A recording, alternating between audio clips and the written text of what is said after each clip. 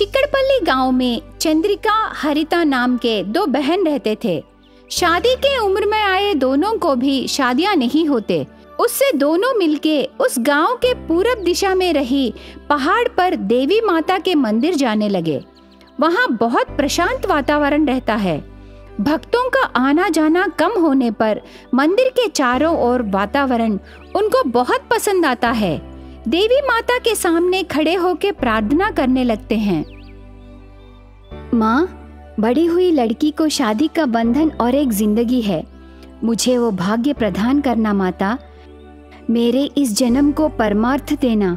ऐसे चंद्रिका प्रार्थना करती है। हरिता भी दिल भर के दीदी की शादी होना है करके प्रार्थना करती है। इतने में हवा से एक गुलाब का फूल उड़ के आके चंद्रिका के थैली में गिरती है। यह देख के दोनों बहनें बहुत खुश होते हैं। चंद्रिका खुशी से वो गुलाब के फूल को बालों में लगाती है। दोनों उस मंदिर के पास रही सीमेंट बेंच पर बैठते हैं। दोनों खुशी से बातें करने लगते हैं। दीदी, तेरे ख्याल से जीजा जी कैसे रहना है? रणवीर सिंह जैसे या रणवीर कपूर जैसे रहना है? मेरे समान रहने से काफी है बहन। फिल्मी हीरोज हमें क्यों बोल? अरे दीदी, तुझे अपडेट होना है। मेरा मतलब है एज से नहीं दीदी, ब्रेन से। शादी लड़की के लिए एक सुंदर सपना है। वो सपना मनपसंद लड़के से सच होने से वो बात ही कुछ और होती है दीदी। मेरी बात छोड़ दे रे। तू अपडेट है ना? तू कौन सा हीरो को चाहती हो? और कौन? अक्षय कुमार जैसे हीरो को चाहती हूँ। अगर तुझे ऐसा पति नहीं आया तो? अरे दीदी, तुम भी ना। दीदी का पति बहन को जीजा लगता है। ऐसे कह के यूं ही आंखें मारती है हरिता। उससे चंद्रिका अस्पष्ट रूप से देखने लगती है। यह देख के हरिता हंसने लगती है। उसी समय उन दोनों के माता पिता कविता विनोद पुजारी के कहे अरविंद नाम के लड़के के बारे में बातें करने लगते हैं। पुजारी जी के कहे विवरण के अनुसार लड़का चंद्रिका को ठीक लगेगा करके मुझे लग रहा है। एक बार आप जाके उसके घर के पास वाकफ कीजिए।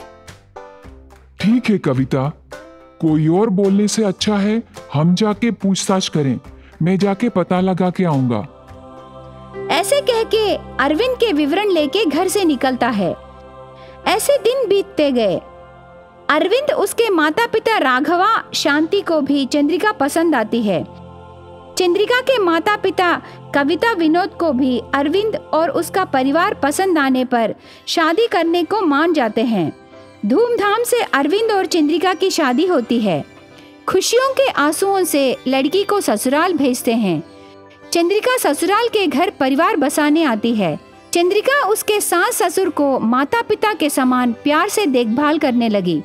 अरविंद के माता पिता शांति राघवा भी चंद्रिका को बेटी की तरह देखने लगते हैं। तोता और गोरी पक्षियों जैसे चंद्रिका का परिवार 3 फूल और 6 फली जैसे रहने लगता है। एक दिन पहाड़ पर रही देवी माता का दर्शन करना है करके चंद्रिका कहने पर अरविंद मान जाता है। चंद्रिका को गहनों से सजाता है अरविंद। हॉल में ले आता है। सभी गहने पहनकर देवी माता जैसे चमकती हुई बहू को देखकर शांति राघवा बहुत खुश होते हैं। कार में चंद्रिका और अरविंद दोनों मिलके खुशी से बातें करके पहाड़ पर रही देवी माता के मंदिर जाते हैं। प्रणाम करते हैं। वहां रहे सीमेंट बेंच पर बैठते हैं। खुशी से बातें करते हैं। मैं थोड़े गहने निकाल के कार में रही बैग में रखती हूँ। मुझे बहुत भारी लग रहा है। देखो चंद्रिका, मुझे गहने बहुत पसंद हैं, इसलिए मैंने इतने गहने बनवाए। ये सब मैं अपनी पत्नी को पहनाकर देखना चाहता था। वो इच्छा इतने दिनों बाद ऐसे पूरा हुआ। उनको घर वापस जाने तक रहने दे प्लीज मेरे लिए। अरविंद ऐसे छोटे बच्चों की तरह मनाने पर चंद्रिका को बहुत अच्छा लगता है। तब वो ना नहीं कह सकी। खुशी से ऐसे थोड़ी देर बातें करके चंद्रिका के घर जाते हैं। वहाँ थोड़ी देर रहते हैं। अरविंद सास ससुर के घर की मर्यादा लेता है। खाना खाने के बाद शरारती साली हरिता पान में मिर्ची रख के देती है। वो बिना देखे अरविंद मुंह में रख के चबाने लगता है। बस जोर से शोर मचाने लगता है। कुर्सी में से धड़ाम से नीचे गिर जाता है। मुंह में से, नाक में से, कान में से धुआं आने लगता है। यह देख के साली हरिता बहुत हंसने लगती है। थोड़ी देर बाद सब ठीक हो जाता है। अरविंद चंद्रिका घर से निकलने लगते हैं। अंधेरा हो रहा है करके कितना कहने पर भी वे सुनते नहीं और अरविंद चंद्रिका कार में उनके घर निकलने लगते हैं। बहुत अंधेरा होता है, जंगल का प्रांत है। अचानक से कार रुक जाता है।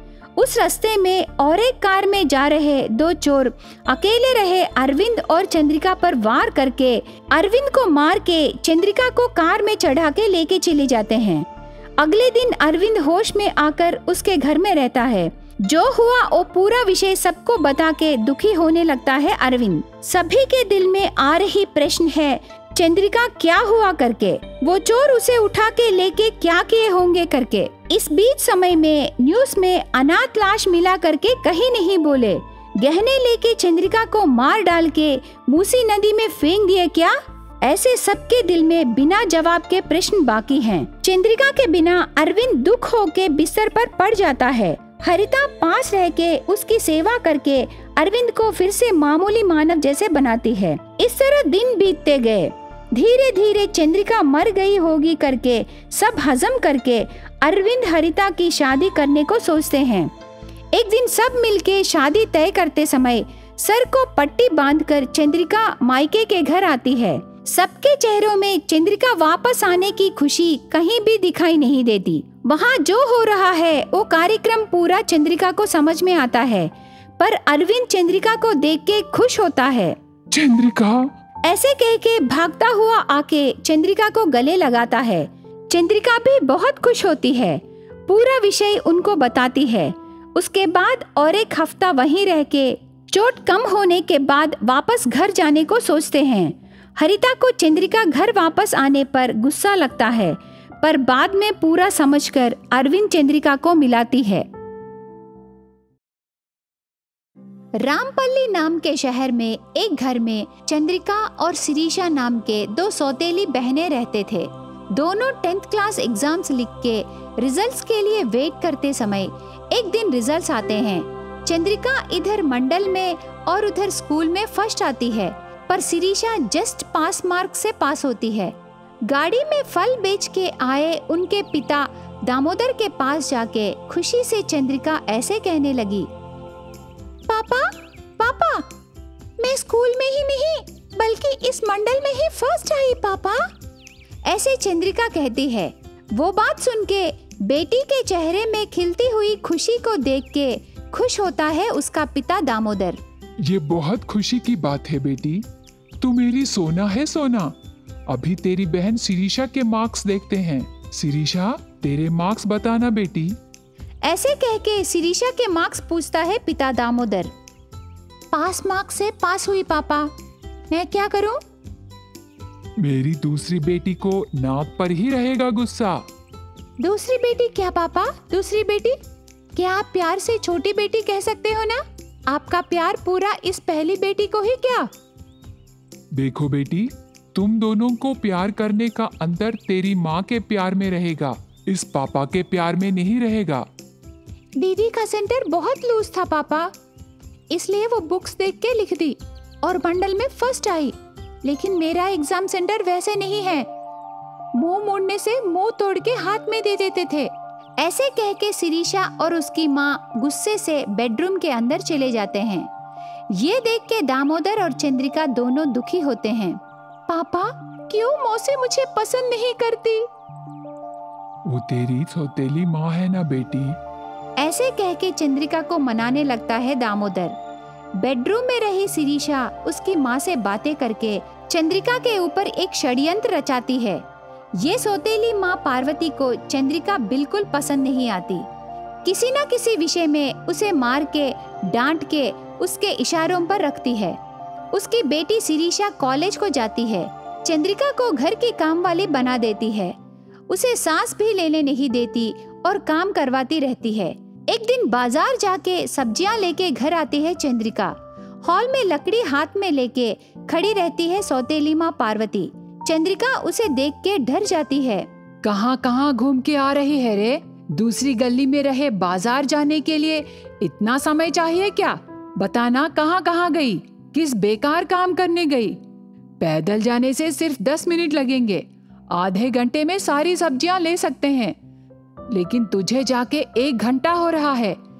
ऐसे डांट के चंद्रिका के लाए सब्जियां पूरा जमीन पर गिरा देती है। टमाटर को लेके उसके ऊपर रहे धाग को दिखाती है। पैसे भी चले गए और सब्जियां भी चले गए। तेरा दिमाग कहाँ है रे? तू 10th क्लास कैसे पास हो गई? मुझे अभी तक समझ में नहीं आ रहा। सच बोलना रे, तू देख के लिखी ना? नहीं मौसी, मैं पढ़ के लिखी। मैं देखी नहीं, मैं बहुत अच्छे से पढ़ाई की मौसी। मैं अभी भी पढ़ूंगी मौसी। बहन के साथ मुझे भी कॉलेज भेजना। कॉलेज वॉलेज कुछ नहीं है, पहले तू घर का काम करना और खाना बनाना सीख ले। कल ससुराल जाने के बाद वहाँ तू ठीक से काम नहीं करने से मुझे ही सब डांटेंगे। सौतेली माँ ठीक से काम करना नहीं सिखाई करके बोलेंगे। मैं तेरे पैर पकड़ती हूँ मौसी, मुझे पढ़ाओ। ऐसे बहुत मनाती है चंद्रिका, पर पार्वती नहीं मानती। तेरे लिए पढ़ाई क्यों रे? तुझे मेरी बेटी जैसे अकल नहीं है। तेरे अकल से ऑयल कितना डालना है, तड़का कैसे डालना है, नमक कितना डालना है, ये सब सीखना है। ये पढ़ाई वढ़ाई नहीं। मौसी, वो सीखते ही मैं पढ़ाई करूंगी मौसी। पागल हो गई क्या रे? धीरे से बोलने से समझ में नहीं आता क्या? जा, मेरी बेटी पढ़ाई करके थक के आएगी, उसे खाने के लिए कुछ बनाना। ऐसे गुस्से से कह के वहाँ से चली जाती है पार्वती। सुबह कॉलेज गई शिरीषा उसके बॉयफ्रेंड नितिन के साथ मिलके पार्क में बातें करती रहती है। नितिन, कल मेरा बर्थडे है, गिफ्ट में एक रिंग मुझे दो ना। सेल को या लैंडलाइन को, किसको दो एक रिंग? यू नॉटी, मैं वो रिंग नहीं पूछ रही हूँ, उंगलियों को लगाने वाला रिंग चाहिए। ओके शिरीषा, चलो लेते हैं। दोनों मिलके बाइक पर बैठ के जाने लगते हैं। एक आधा घंटा बाद कॉलेज से शिरीषा घर आती है। कॉलेज में लेसन सुन सुन के मेरा सर फटा जा रहा है। मुझे गरम गरम कॉफी बनाने को बोलो ना माँ उस चंद्रिका से। और एक बात भी नहीं कहती और चंद्रिका वहाँ से किचन में आ जाती है। 10 मिनट बाद गरम गरम कॉफी लेके शिरीषा के पास आती है चंद्रिका। शिरीषा वो कॉफी लेके पीने लगती है। उसे ज्यादा गरम ना लगने पर शिरीषा वो कॉफी को चंद्रिका के चेहरे पर फेंकती है। गरम गरम कॉफी चेहरे पर फेंकते ही त्वचा निकल के बाहर आ जाना है। क्या तेरा बदन जल गया? नहीं शिरीषा। कैसे चलेगा रे? वो गरम रहने से ही चलेगा ना। जा, चली जा यहाँ से। तब चंद्रिका कुछ नहीं बोलती और चुपचाप वहाँ से किचन में आके रोती रहती है। इस तरह दिन बीतते गए। घर में मौसी पार्वती और बहन शिरीषा के किए अराजकता सह के रात के समय पढ़ाई करके इंटर में अच्छे मार्क्स लाके टॉपर होती है। बहन शिरीषा लॉफर होती है।